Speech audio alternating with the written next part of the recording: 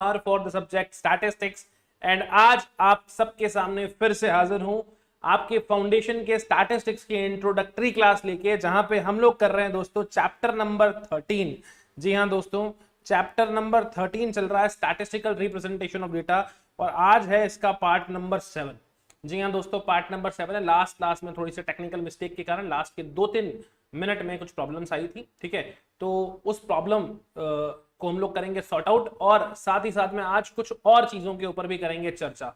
सो फटाफट से कनेक्ट कर लीजिए क्लास को। क्लास होगी हमेशा की तरह बहुत बेहतरीन और खास, बिकॉज हर दिन आप इस क्लास में सीखते हो कुछ नया, कुछ शानदार और कुछ धमाकेदार, ठीक है। So without wasting the time we are just starting the class. Last class में हम लोगों ने क्या पढ़ा था उसका ले लेते हैं एक बार क्विक रिवीजन, एंड उसके बाद हम लोगों को और आगे किन चीजों की तैयारी करनी है उसको देख लेते हैं। आइए सर, सबसे पहले हम लोगों ने लास्ट क्लास के अंदर देखा था कि सेकेंडरी डेटा के सोर्सेज क्या क्या है। Okay, so we have done the sources of secondary data. Alright, sources of secondary data हम लोगों ने देखा कि there are 2 types of secondary data, published और अनपब्लिश्ड सोर्सेज, है ना। पब्लिश सोर्सेज में क्या क्या आ सकता है? इंटरनेशनल सोर्सेज हो गए, कुछ गवर्नमेंट के सोर्सेज हो गए। इंटरनेशनल सोर्सेज में WHO की, IMF की, है ना, वर्ल्ड बैंक की रिपोर्ट्स हो गई, या फिर NSSO का कोई डेटा हो गया, गवर्नमेंट डिपार्टमेंट म्युनिसिपल कॉर्पोरेशंस की कोई डेटा हो गया। देन प्राइवेट और क्वासी गवर्नमेंट का डेटा हो गया, या फिर कुछ अनपब्लिश डेटा के अंदर जो रिसर्च स्कॉलर्स हैं उनका कुछ रिसर्च वर्क है, वो आप लोगों को देखने को मिल जाएगा, जहां से आप कुछ इंफॉर्मेशन लेके अपने पर्पस के लिए यूज कर सकते हो, ठीक है। तो ये बेसिकली हो गया आप लोगों का सेकेंडरी डेटा के सोर्सेज। देन आफ्टर इसके आगे हम लोगों ने बात करी थी कि प्रेजेंटेशन ऑफ डेटा क्या होता है। तो once the collection of data is done, then the second काम जो होता है वो होता है ऑर्गेनाइजेशन, यानी क्लासिफिकेशन। और क्लासिफिकेशन के बाद में जो चीज आती है वो आती है प्रेजेंटेशन। तो हम लोगों ने इस चीज को भी डिस्कस कर लिया था कि कोई भी स्टैटिस्टिकल एनालिसिस है या फिर कोई भी स्टैटिस्टिकल इंक्वायरी है, ठीक है, वो किसके ऊपर डिपेंड करती है? प्रॉपर ऑर्गेनाइजेशन के ऊपर और प्रॉपर प्रेजेंटेशन के ऊपर।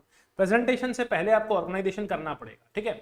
तो 2 क्वेश्चन बनते हैं आपके, presentation dash dash organisation and organisation dash dash presentation.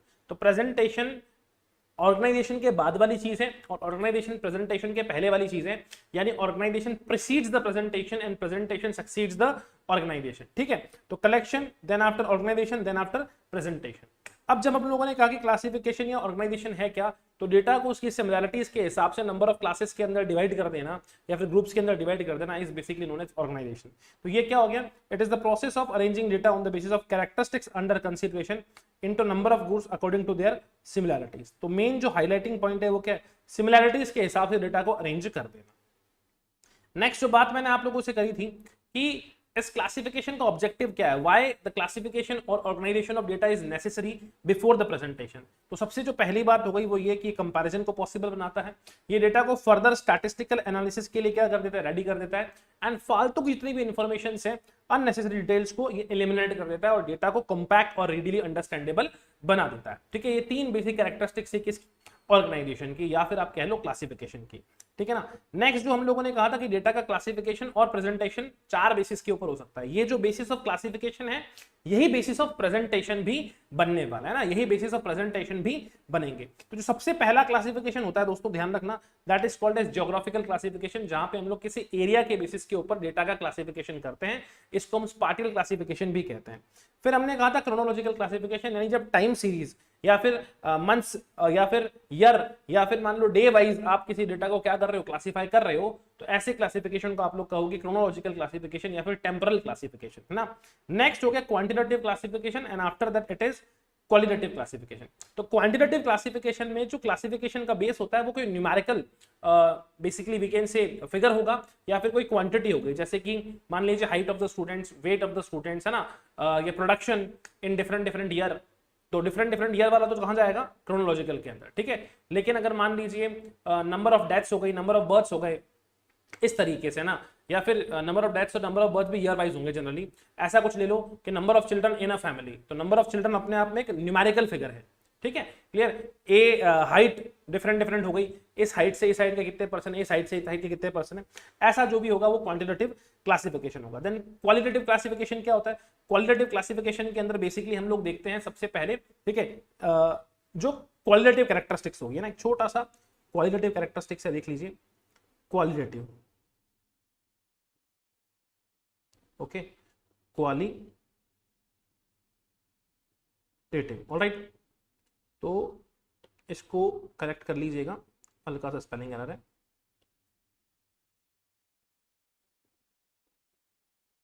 Qualitative.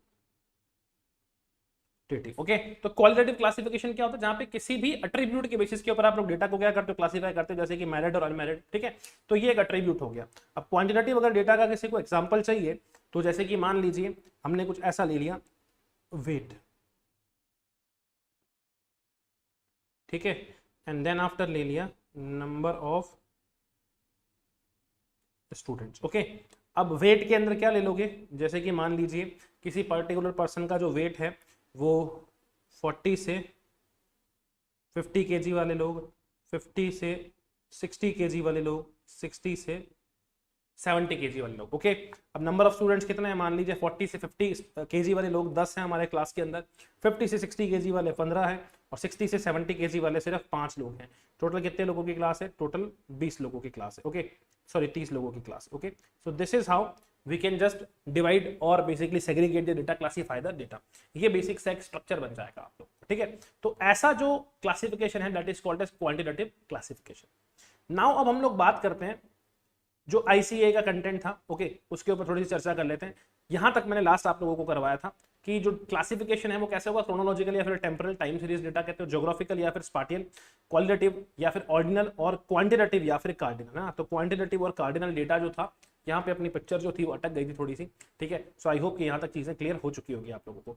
तो डेटा जो हाइट से रिलेट करता है, वेट से रिलेट करता है, प्रॉफिट से रिलेट करता है, सैलरी से रिलेट करता है, ये होता है एक तरीके का क्वांटिटेटिव क्लासिफिकेशन। वहीं पे नेशनैलिटी, ओके, इंडियन कितने हैं, जापानीज कितने हैं, चाइनीज कितने हैं, जेंडर मेल फीमेल कितने हैं, स्मोकिंग हैबिट क्या है, तो ये जो डेटा होगा that will be the qualitative data है ना। ऐसा डेटा जो होगा वो क्या होगा, क्वालिटेटिव डेटा होगा। ठीक है, तो होपफुली ये बात भी आप लोगों को क्लियर हो चुकी होगी।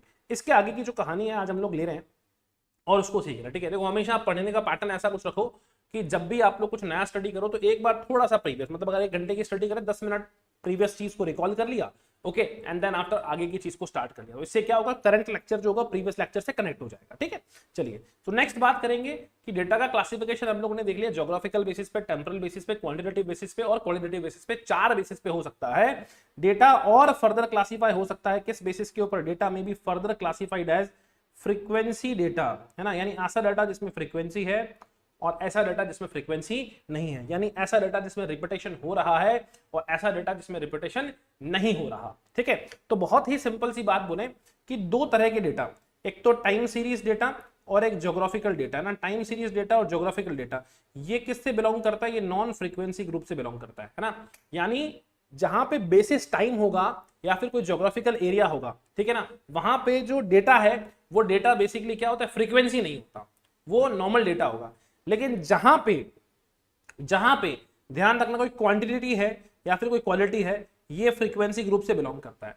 जैसे कि मैंने अगर आपको बोला कि मान लीजिए हाइट है ना, और यहां पे मैं क्या लिखूंगा, नंबर ऑफ स्टूडेंट। ठीक है, हाइट के साथ मैंने क्या लिखा, नंबर ऑफ स्टूडेंट। तो जैसे कि हाइट अगर मैं ले लेता हूं, मान लीजिए सपोज कर लीजिए, ठीक है ना, कि 4 से 5 फीट हाइट वाले कितने हैं, 5 से 6 फीट हाइट वाले कितने हैं ना, 5 से 6 फीट हाइट वाले कितने हैं, कुछ ऐसा अपन ले लेते हैं। ठीक है, कि 4 से 5 फीट हाइट वाले कितने और 5 से 6 फीट हाइट वाले कितने।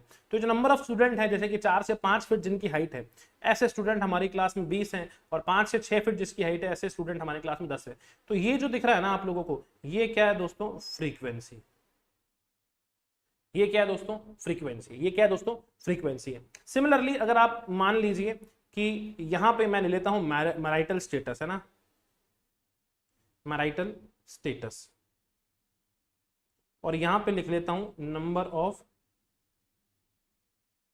पर्सन्स। ठीक है, अब मैरिटल स्टेटस के अंदर एक स्टेटस आएगा मैरिड और एक आएगा अनमैरिड, है ना। अब मैरिड लोग कितने हैं हमारे पास, मान लीजिए 40 लोग मैरिड है और 60 लोग अनमैरिड है। तो ये जो आपको दिख रहे हैं 40 और 60, ये भी क्या है, फ्रीक्वेंसी। ओके, आई होप कि ये बात आप लोगों को क्लियर होगी कि ये भी क्या है दोस्तों, फ्रीक्वेंसी है। ऑन द अदर हैंड, है ना, ऑन द अदर हैंड अगर हम लोग टाइम सीरीज डेटा लेते हैं, क्या लेते हैं, टाइम सीरीज डेटा। जैसे कि मान लीजिए हमने ले लिया ईयर, है ना, और यहां ले लिया प्रोडक्शन ऑफ वीट। ठीक है, तो ईयर जैसे सपोज कर लीजिए आपने ले लिया 2000, ठीक है ना, 2000 आपने ले लिया, सपोज कर लीजिए 24 है ना, और ले लिया 2025, ठीक है। तो 2024 में वीट कितना प्रोड्यूस हुआ था, मान लीजिए 2 लाख टन है ना, और 2025 में मान लो ऐसा कुछ है दिमाग के अंदर कितना प्रोड्यूस होगा, तो 2.5 लाख टन, ठीक है। तो ये जो है, ठीक है, ये 2 लाख और 2.5 लाख, ओके, ये फ्रीक्वेंसी नहीं है ना, this is not the frequency, है ना, ये फ्रीक्वेंसी आपकी नहीं है, ठीक है। तो जो ईयर वाला डेटा होगा ये फ्रीक्वेंसी नहीं है, इसी तरीके से एरिया वाला जो डेटा होगा ये भी फ्रीक्वेंसी नहीं है, ओके। ये अपने आप के अंदर एक नंबर है, अपने आप में डेटा है, ये फ्रीक्वेंसी नहीं है, लेकिन यहाँ पे ये फ्रीक्वेंसी थी और ये फ्रीक्वेंसी थी।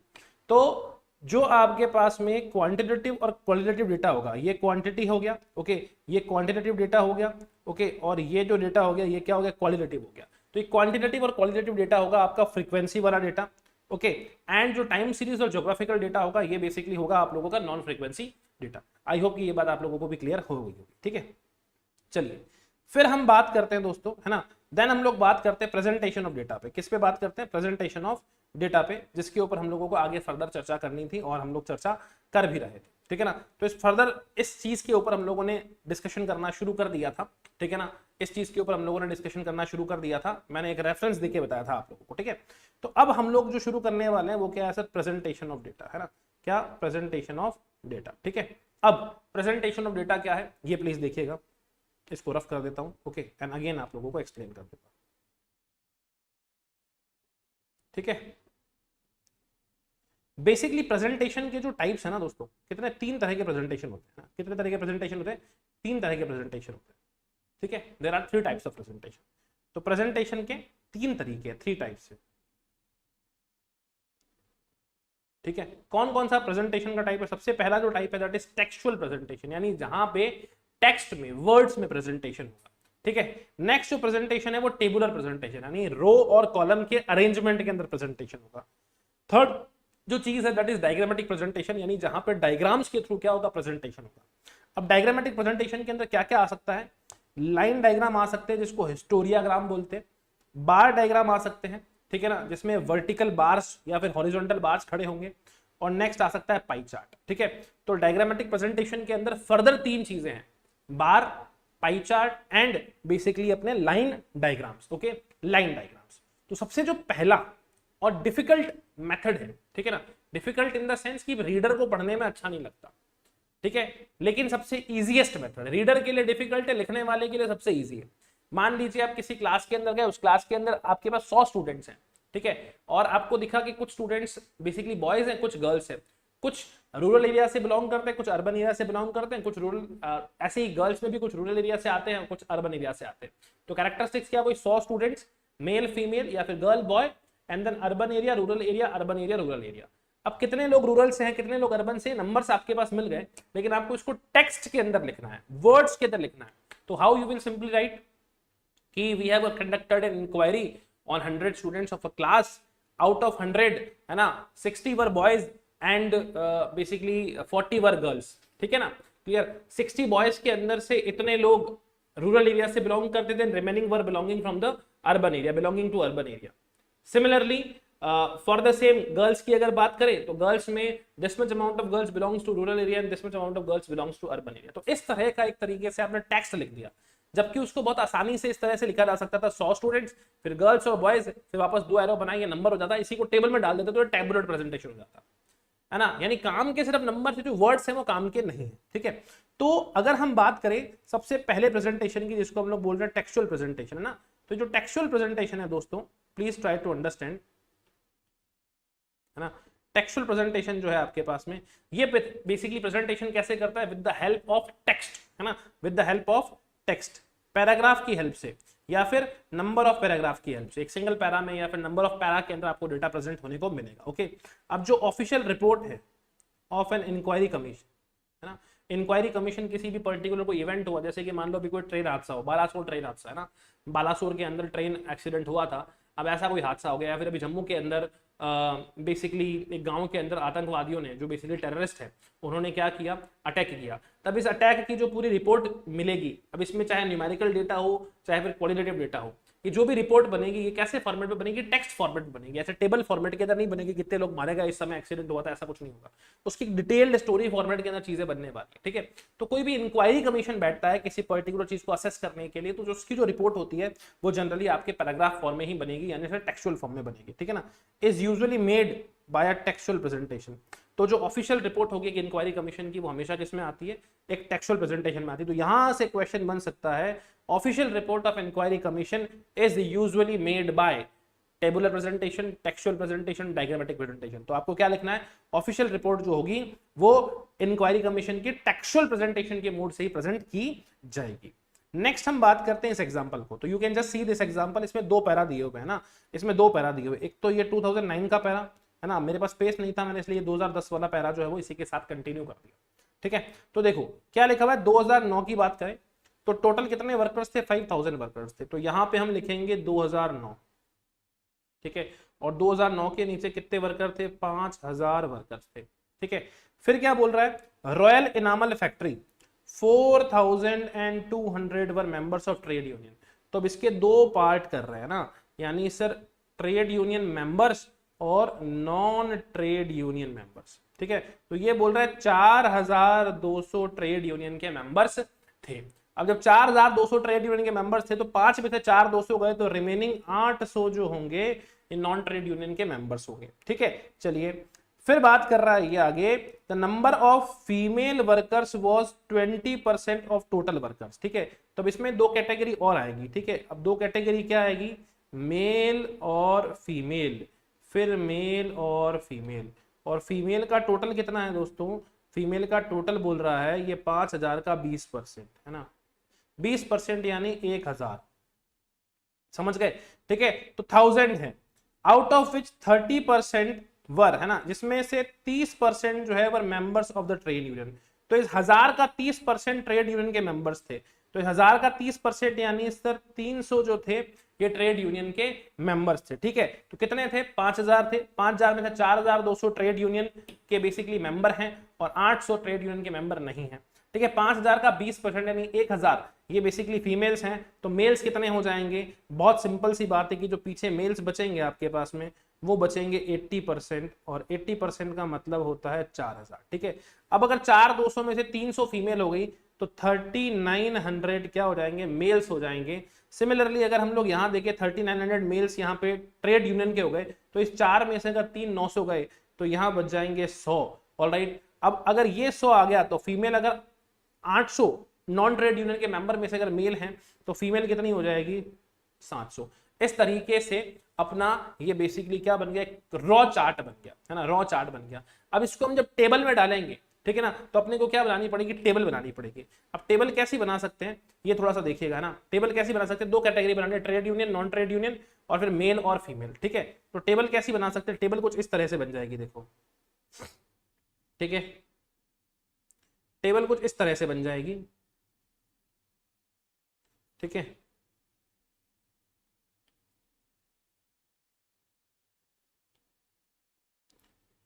अब 2009-10 भी है, ये बात ध्यान रखिएगा, ठीक है ना, 2009-10 भी है, तो ये बात आपको ध्यान रखनी है, ठीक है। तो यहां पे आपने क्या लिखा, टोटल लिखा,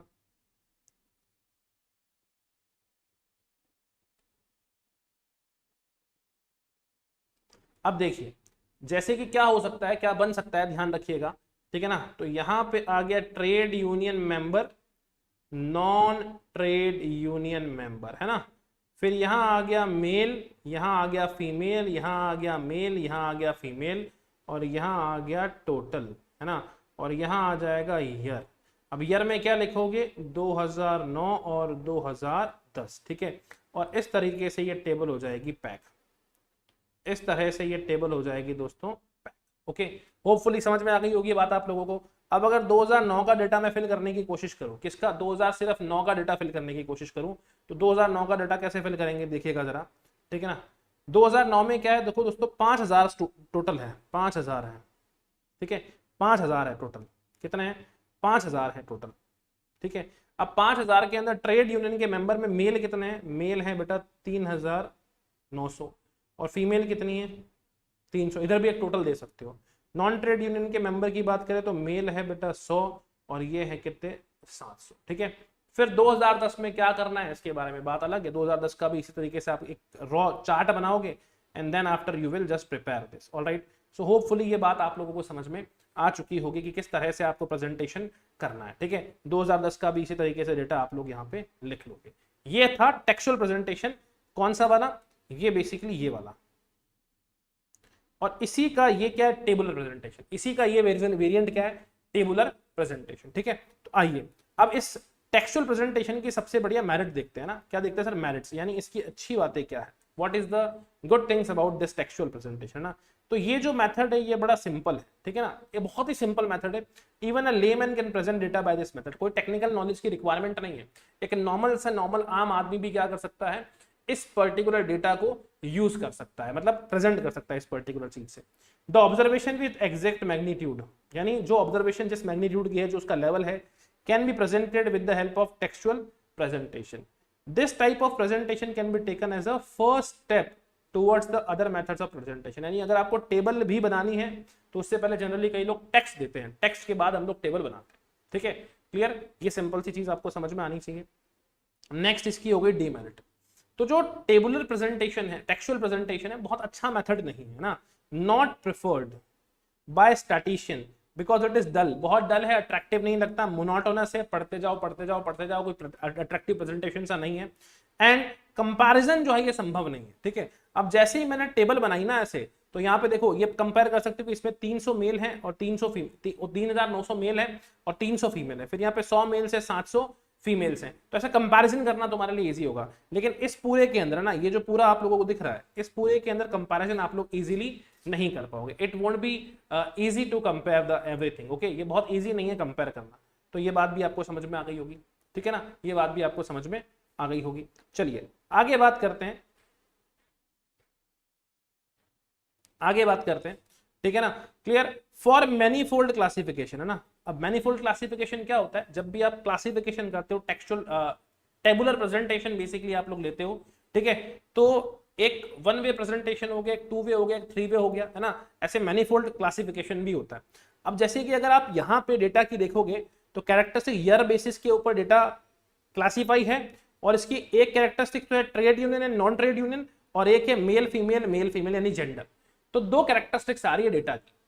ठीक है ना, पहली तो member of trade union and not a member of trade union, and दूसरी कैरेक्टरिस्टिक्स आ रही है अपने पास में जेंडर। ओके, इसमें अगर एक और चीज आ जाती तो देखो, एक अगर सिर्फ मेल और फीमेल के बेसिस पे डिवाइडेड है तो ये सिंगल कैरेक्टरिस्टिक्स हुई। मेल और फीमेल एंड फिर ट्रेड यूनियन और नॉन ट्रेड यूनियन। ठीक है, तो ये 2 कैरेक्टरिस्टिक्स हो गई, जेंडर और यूनियन मेंबर और नॉट। तो इसको बोलते हैं 2 वे क्लासिफिकेशन। अगर सिर्फ सिंगल बेसिस के ऊपर है तो that is called as 1 way classification. अगर 2 से ज्यादा हुआ तो उसको बोलते हैं ट्रेबल, यानी 3 हुआ तो क्या बोलते हैं? ट्रेबल। ठीक है, और 3 से ज्यादा क्लासिफिकेशन हो गए तो वो क्या हो जाएगा? Manifold classification. यानी एक ही पर्टिकुलर टाइम फ्रेम से रिलेटेड, एक ही पर्टिकुलर एरिया से रिलेटेड डेटा की कैरेक्टरिस्टिक्स एक से ज्यादा है। ठीक है ना, तो जैसे कि मान लीजिए 2010 का डेटा, इसमें एक तो है मेंबरशिप, मेंबर है या नहीं है, दूसरा हो गया जेंडर। अगर सिर्फ मेंबरशिप की बात करें तो ये डेटा क्या है बेटा? 1 वे डेटा या 1 वे क्लासिफिकेशन या 1 वे प्रेजेंटेशन। अगर 2 चीजें हैं, ठीक है, तो ये 2 वे क्लासिफिकेशन हो गया, यानी ओके 2 वे क्लासिफिकेशन हो गया।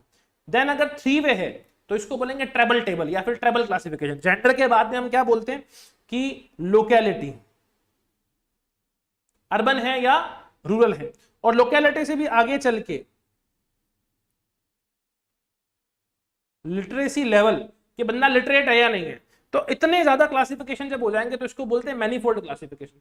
तो सोच के देखो, अभी अपने पास में सिर्फ ये 2009 की यहां से लेकर यहां तक इंफॉर्मेशन थी, जिसमें सिर्फ 2 ही इंफॉर्मेशन थी। ठीक है ना, पहला ट्रेड यूनियन का मेंबर और नहीं, और दूसरा मेल और फीमेल। तो इतना बड़ा पैरा है, अगर 4 क्लासिफिकेशन हो जाए या फिर 4 कैरेक्टरिस्टिक्स हो जाए तो कितना बड़ा पैरा होगा? 2009 का, फिर 2010 का। ठीक है, तो जो मैनीफोल्ड क्लासिफिकेशन होता है इस मेथड के लिए, है ना, या मैनीफोल्ड क्लासिफिकेशन के लिए ये मेथड बिल्कुल रिकमेंडेड नहीं है। यानी जब डेटा में 3 या उससे ज्यादा कैरेक्टरिस्टिक्स आ जाती है तो इस तरह का क्लासिफिकेशन बिल्कुल, या इस तरह का presentation is not possible at all and not recommended at all. Okay, recommended भी नहीं है। चलिए नेक्स्ट जो प्रेजेंटेशन हम लोग ले रहे हैं that is what? That is tabular presentation, है ना।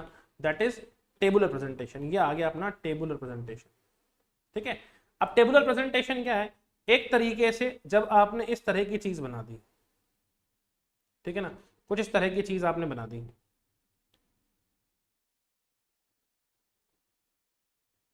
ठीक है। अब जैसे कि मान लीजिए यहां लिख दिया ईयर, ठीक है, यहां लिख दिया ईयर, फिर यहां लिख दिया मेल और फीमेल कि भैया 2010 में हमारे यहाँ पे मेल्स कितने थे, फीमेल्स कितने थे, 2011 में मेल कितने थे, फीमेल कितने थे, ठीक है। तब इस पर्टिकुलर अरेंजमेंट को हम बोलते हैं रो और कॉलम का अरेंजमेंट, ठीक है। अब ये जो आपको वर्टिकल लाइन दिख रही है ना, ये जो वर्टिकल आपको पिलर दिख रहा है, ये इसको बेसिकली बोलते हैं हम लोग कॉलम, ठीक है। और ये जो चीज दिख रही है आपको, ठीक है ना, ये जो चीज आप लोगों को दिख रही है ये ऐसे हॉरिजॉन्टल, इसको हम लोग बोलते हैं बेटा रो, ठीक है। तो जो हॉरिजॉन्टल है दैट इज रो, और जो वर्टिकल है that is what, that is column. Okay, तो बहुत ही सिंपल सी बात आप लोगों को ध्यान रखनी है कि जो हॉरिजॉन्टल है दैट इज रो और जो वर्टिकल है दैट इज कॉलम, ठीक है। तो टेबुलेशन किसे कहोगे? It may be defined as a systematic presentation of data with the help of statistical table having number of rows, है ना, नंबर ऑफ रोज होंगे एंड कॉलम्स होंगे। तो what matters? Row and column matters here, row और column matter करते हैं, ठीक है ना, clear. And complete with reference number, है ना, और साथ ही साथ में क्या होगा, इसको रेफरेंस नंबर से भी कंप्लीट करेंगे, इस टेबल का टाइटल भी देंगे, डिस्क्रिप्शन देंगे इस रो की, यानी इधर क्या आ रहा है 2010 और 2011 से रिलेटेड डेटा। अच्छा, इस कॉलम में क्या आएगा, इस कॉलम में क्या आएगा, है ना, तो मेल और फीमेल। तो इस मेल और फीमेल ये बेसिकली कॉलम की हेडिंग है, तो इस कॉलम की हेडिंग को हम बोलते हैं कैप्शन, ठीक है ना। और जो रो की हेडिंग है 2009, 2010 और 2011 लिखा हुआ है, इसको बोलते हैं हम लोग स्टब। क्या बोलते हैं? स्टब।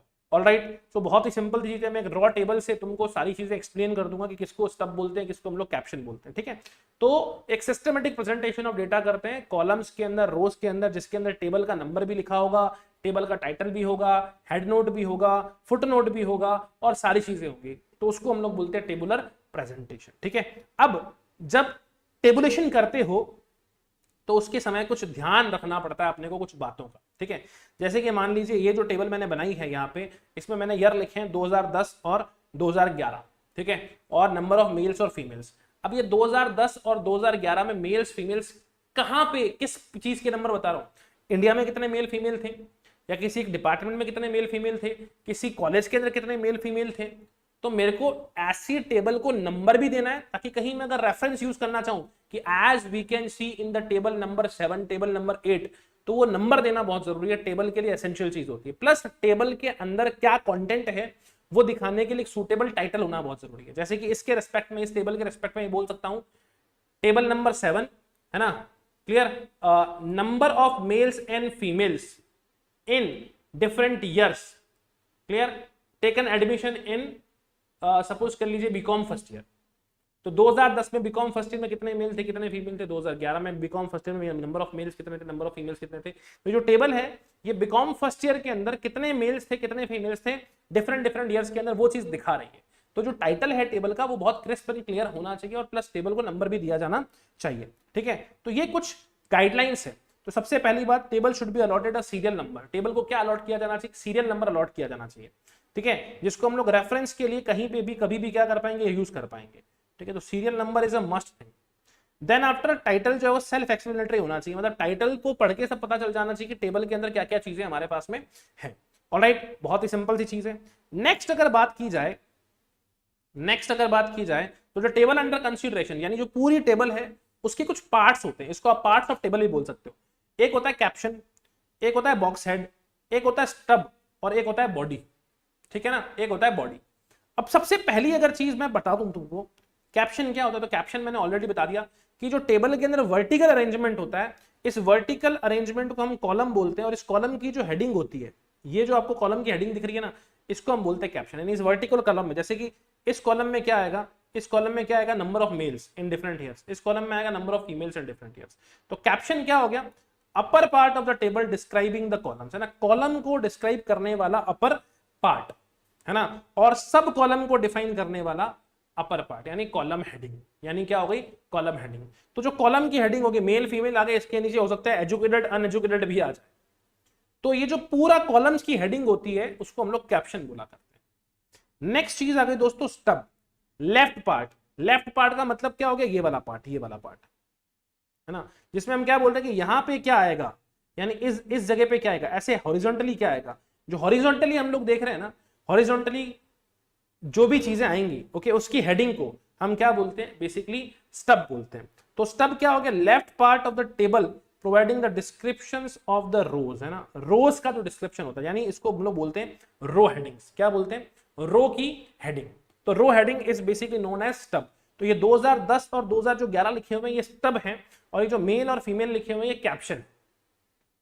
नेक्स्ट हम बात करते हैं बॉक्स हेड, है ना, बॉक्स हेड यानी ये जो पूरा बॉक्स बना हुआ है, ये जो पूरा बॉक्स बना हुआ है, ये जो पूरा बॉक्स बना हुआ है, ठीक है ना, क्लियर। इस बॉक्स के ऊपर की जो भी चीज है वो क्या है, बॉक्स हेड है, ठीक है। तो बॉक्स हेड में हम लोग क्या लिख रहे हैं, entire upper part of the table that includes columns, sub columns, numbers, unit of measurement along with caption, ठीक है। तो ये जितनी भी चीज दिख रही है इस बॉक्स के ऊपर, इधर जो भी चीजें लिखी होगी, इधर जो भी चीजें लिखी होगी, जिसमें नंबर ऑफ मेजरमेंट होगा, कैप्शन होगा, है ना, इसके ऊपर ऊपर की जो भी चीजें हैं, ठीक है, वो सारे के सारी क्या आ जाएगी, बॉक्स हेड हो जाएगी। क्या हो जाएगी, बॉक्स हेड हो जाएगी।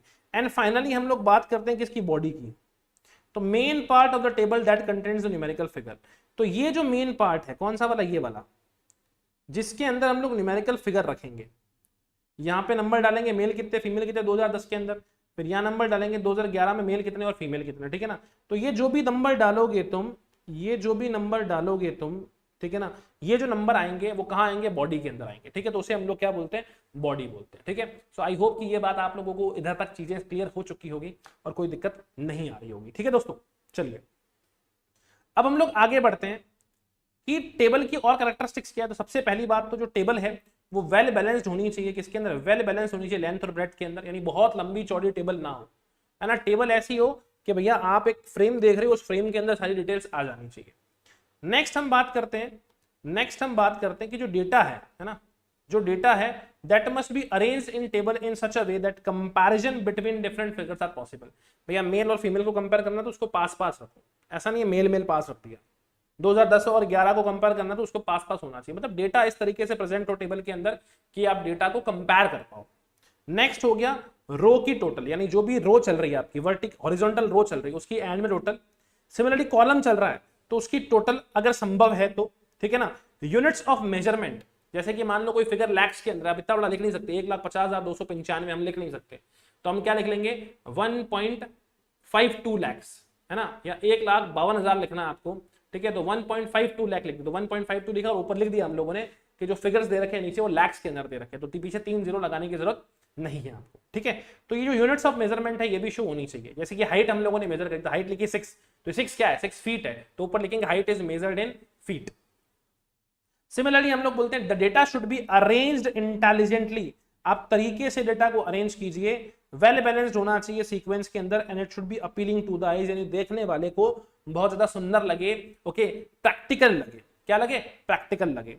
फाइनली कुछ चीज अगर मान लीजिए भूल गए, जैसे कि 2020 के अंदर हम लोग बात कर रहे हैं जब कोविड वाला टाइम था, है ना, अब हम लोग देख रहे हैं कि 2020 के अंदर सपोज कर लीजिए फरवरी के अंदर लगभग कोविड आया था, तो फरवरी मार्च अप्रैल जो स्टॉक मार्केट थे उसके हालात बहुत खराब थे, या उस पर्टिकुलर ईयर में हम लोग नंबर ऑफ डेथ्स का डेटा लें, जितनी डेथ नॉर्मल ईयर्स के अंदर नहीं होती, वो सबसे ज्यादा डेथ जो थी वो 2020 के अंदर हुई थी। अब 2020 का जो डेटा इतना बेसिकली ओवर एस्टिमेटेड क्यों था, या फिर यूं समझ लीजिए कि इतनी ज्यादा नंबर ऑफ डेथ्स क्यों दिखा रही है, बाकी सब में अगर डेथ है लाखों में तो उस समय डेथ थी करोड़ों के अंदर, तो वहां एस्ट्रिक मार्क लिख के लिखोगे कि 2020 is the year of Covid, ताकि रेफरेंस मिल जाए उसका, मतलब कुछ चीज अगर अपन वहां नहीं लिख सकते हैं तो उसको अपने को फुट नोट के अंदर लिखना है, ठीक है। तो notes describing the source of data and bringing clarity and if necessary about any rows और columns known as footnote should also be shown at the bottom part of the table। तो हमेशा ध्यान रखना हेड नोट जो है वो upper part में आएगा और जो फुट नोट है वो बॉटम पार्ट के अंदर आएगा, ये दो चीजें आपको ध्यान रखनी, हेड नोट अपर पार्ट में आएगा और फुट नोट जो है वो लोअर पार्ट के अंदर आएगा, ठीक है। प्लस ये डेटा आपने कहां से लिया है उसका सोर्स भी आपको फुट नोट के अंदर ही क्या करना है, डालना है, ठीक है। सो बिल्कुल सिंपल सी बात है, ध्यान रखिएगा। अब जो चीज अपन बताने जा रहे हैं वो क्या है दोस्तों, वो एक और बेसिक अच्छी सी चीज है कि भैया आप लोग जनरली क्या करते हो, टेक्सचुअल मेथड को छोड़ के टेबुलर प्रेजेंटेशन को ज्यादा प्रेफर करते हो। द टेबुलेशन मेथड है ना, जो टेबुलेशन मेथड है वो क्यों प्रेफर कर रहे हो आप, प्रेफर्ड ओवर टेबुलर प्रेजेंटेशन, है ना। तो टेबुलेशन मेथड को हम प्रेफर कर रहे हैं किसके ऊपर, टेक्सचुअल प्रेजेंटेशन, यानी हम लोग बोल रहे हैं टेबुलेशन को यस और टेक्सचुअल को नो। इसका सबसे बड़ा कारण क्या है, what are the reasons of preferring the tabular method over the textual method. तो देखो सबसे बड़ी बात, टेबुलर मेथड जो है वो आपको न्यूमेरिकल इंफॉर्मेशन फटाफट से क्या कर देगा, प्रेजेंट कर देगा, और कंपैरिजन करना क्या हो जाएगा, इजी हो जाएगा रोज के बीच में और कॉलम्स के बीच में। दूसरी बात, जो कॉम्प्लिकेटेड से कॉम्प्लिकेटेड डेटा होंगे that can also be presented in the table, है ना, can also be presented using tabulation. और अगर आपको फर्दर स्टैटिस्टिकल एनालिसिस करना है या फिर प्रेजेंटेशन भी करना है तो ये मस्ट चीज है किसके लिए, डायग्रामेटिक प्रेजेंटेशन के लिए, क्योंकि डायग्रामेटिक प्रेजेंटेशन में सिर्फ नंबर्स ही प्रेजेंट होते हैं, टेक्स्ट का कोई काम नहीं है। And without tabulation statistical analysis of data is not possible. आप देखते हो ना, जैसे कि अगर आप लोगों को मीन मोड मीडियन निकालना है, ठीक है, तो जैसे कि मैं यहां पे दूंगा कि हाइट ऑफ स्टूडेंट्स, है ना, हाइट ऑफ स्टूडेंट्स और नंबर ऑफ स्टूडेंट। तो हाइट जैसे हम लोग लिखते हैं कि 3 फीट से 4 फीट कितने लोग हैं, 4 से 5 फीट कितने लोग हैं, 5 से 6 फीट कितने लोग हैं, 6 से 7 फीट कितने लोग हैं। नंबर ऑफ स्टूडेंट हो गए, मान लो यहाँ 10 है या 15 है, ओके, यहाँ पे 8 है और यहाँ पे 4 ही है, ठीक है। तो ये जो बेसिकली अपने नंबर हो गए 10 और 15 25, ओके, और 8 और 4 12, ये जो भी नंबर आएगा अगर इसका मीन निकालना है तो मीन कैसे निकालोगे, जब ये टेबल बनी हुई होगी आपके पास, यानी सर आपके पास प्रॉपर तरीके से डेटा अवेलेबल होगा, अदरवाइज फर्दर स्टैटिस्टिकल एनालिसिस भी आप नहीं कर पाओ, ठीक है। चलिए, so this was all about this. Finally अब जो हमारे पास बचता है वो क्या बचता है, डायग्रामेटिक प्रेजेंटेशन ऑफ डेटा या फिर डायग्रामेटिक रिप्रेजेंटेशन ऑफ डेटा। तो जब आप डेटा को डायग्राम्स के अंदर, बार्स के अंदर, चार्ट के अंदर, है ना, लाइंस के अंदर जब प्रेजेंट करते हो तो that is called as what, diagrammatic representation of data. तो representation of statistical data by charts, diagrams and pictures, bars की हेल्प से, चार्ट की हेल्प से, डायग्राम्स की हेल्प से, पिक्चर्स की हेल्प से जब आप लोग डेटा को प्रेजेंट करोगे so that is called as diagrammatic presentation of data. कितने तरह के डायग्रामेटिक प्रेजेंटेशन होंगे सर, 3 तरह के डायग्रामेटिक प्रेजेंटेशन हो सकते हैं ना, 3 तरह के डायग्रामेटिक प्रेजेंटेशन हो सकते हैं जनरली। लाइन डायग्राम, ठीक है, जो कि कुछ इस तरह से दिखेंगे आपको, जो कि कुछ इस तरह से दिखेंगे आपको, इस तरीके से, है ना, इस तरह से दिख सकते हैं,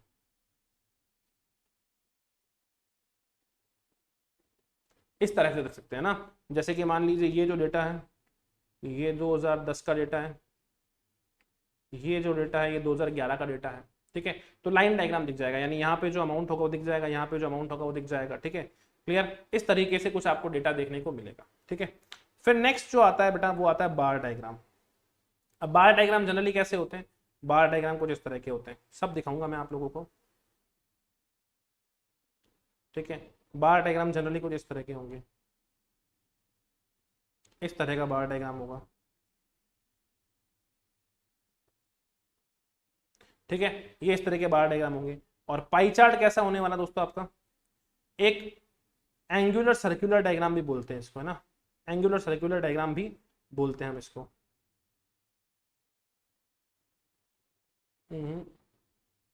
कुछ इस तरह की चीज होगी, देखो,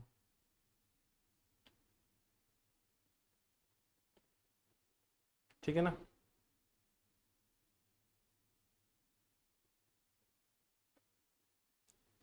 आइए,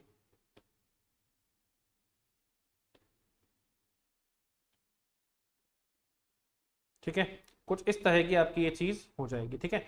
इस तरह का एक सर्कल हो जाएगा और उस सर्कल के अंदर डिफरेंट डिफरेंट सेगमेंट दिए जाएंगे कुछ इस तरह के, ठीक है। जैसे कि मान लीजिए इतना परसेंट जो पैसा है वुड के ऊपर लगा किसी चीज को बनाने के लिए 90% 90 डिग्री, यानी सर 25% के आसपास।